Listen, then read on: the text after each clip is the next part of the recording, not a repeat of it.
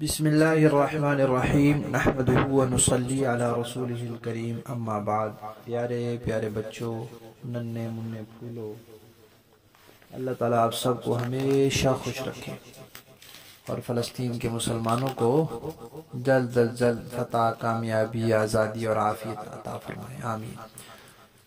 الاحسان academy والے چچا کی طرف سے السلام علیکم ورحمۃ اللہ وبرکاتہ۔ پیارے بچوں، آج ہماری کہانی کا عنوان ہے عجیب تلاوت۔ پیارے بچوں، نبی پاک صلی اللہ علیہ وسلم کے ایک صحابی تھے جن کا نام تھا اسید بن حضیر۔ حضرت اسید بن حضیر رضی اللہ تعالی عنہ۔ پیارے بچوں، آپ کو پتہ ہے نا کہ نبی پاک صلی اللہ علیہ وسلم کے سارے صحابہ پکے سچے مومن، سارے جنت والے ہیں۔ سارے صحابہ اچھے ہیں، جیسے سارے فرشتے اچھے ہیں، سارے نبی اچھے ہیں، ایسے سارے صحابہ بھی اچھے ہیں۔ انہی اچھے صحابہ میں سے ایک حضرت اسید بن حضیر تھے۔ ایک دن وہ رات کو قرآن پاک پڑھ رہے تھے، نماز میں پڑھ رہے ہوں گے یا ویسے پڑھ رہے ہوں گے۔ قریب ان کا بیٹا بھی لیٹا ہوا تھا، سویا ہوا تھا۔ اب انہوں نے قرآن پڑھنا شروع کیا تو جہاں وہ قرآن پڑھ رہے تھے نا، وہ ان کا کھلی جگہ تھی، جیسے باغ ہوتا ہے، کوئی کھیت وغیرہ ہوتا ہے، اس طرح وہاں گھوڑا بھی بندھا ہوا تھا ان کا۔ تو اتنی دیر میں نا گھوڑے نے بدکنا شروع کر دیا، اچھلنا شروع کر دیا زور زور سے۔ اب وہ رک گئے کہ پتہ نہیں گھوڑے کو کیا ہوا، تو گھوڑا بھی رک گیا۔ پھر انہوں نے دوبارہ قرآن پاک پڑھنا شروع کیا تو گھوڑا پھر اچھلنے لگا، پھر بدکنے لگا۔ وہ پھر رک گئے تو پھر گھوڑا بھی رک گیا۔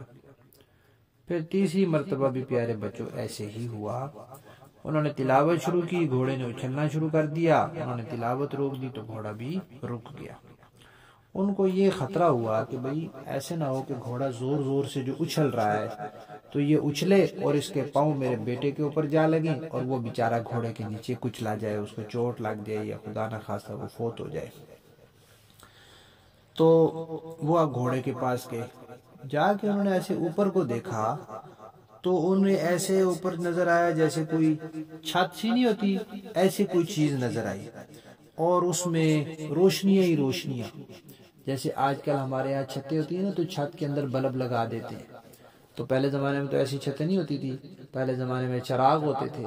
تو ان کو ایسے لگا ہے جیسے چھت ہے اور اس کے اندر چراغ ہی چراغ ہے، روشنی ہی روشنی ہے۔ تو وہ گھوڑا ان روشنیوں کے قریب آنے کی وجہ سے گھبرا کے اچھل رہا تھا کہ یہ پتہ نہیں اوپر سے کیا چیز آ رہی ہے۔ وہ صحابی تو تلاوت کر رہے تھے، ان کو تو پتہ ہی نہیں تھا۔ تو کہتے ہیں کہ پھر میں نے دیکھا کہ وہ نا چھت ایسے اوپر کو جانی شروع ہو گئی، اوپر کو اٹھنی شروع ہو گئی، کرتے کرتے کرتے وہ آسمان میں چلی گئی اور غائب ہو گئی۔ کہتے ہیں صبح ہوئی تو میں نبی پاک صلی اللہ علیہ وسلم کی خدمت میں گیا اور میں نے بتایا کہ آج رات کو میں ایک کھلی جگہ میں قرآن پاک پڑھ رہا تھا تو میرا گھوڑا بدکنے لگا۔ تو نبی پاک صلی اللہ علیہ وسلم نے فرمایا کہ بھئی جیسے آپ رات کے وقت قرآن پڑھتے ہیں ایسے پڑھتے رہیں۔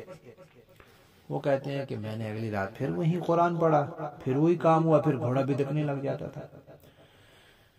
پھر میں نے نبی پاک صلی اللہ علیہ وسلم کو اگلے دن بتایا تو آپ نے فرمایا بھئی آپ قرآن پاک پڑھتے رہیں، آدھی رات کو قرآن پاک پڑھتے رہیں۔ پھر انہوں نے قرآن پاک پڑھا، پھر وہی بات ہوئی۔ بیٹا بھی ساتھ ہوتا تھا، ان کو خطرہ ہوا کہ بھئی وہ کہیں گھوڑے کے پاؤں کے نیچے نہ کچلا جائے۔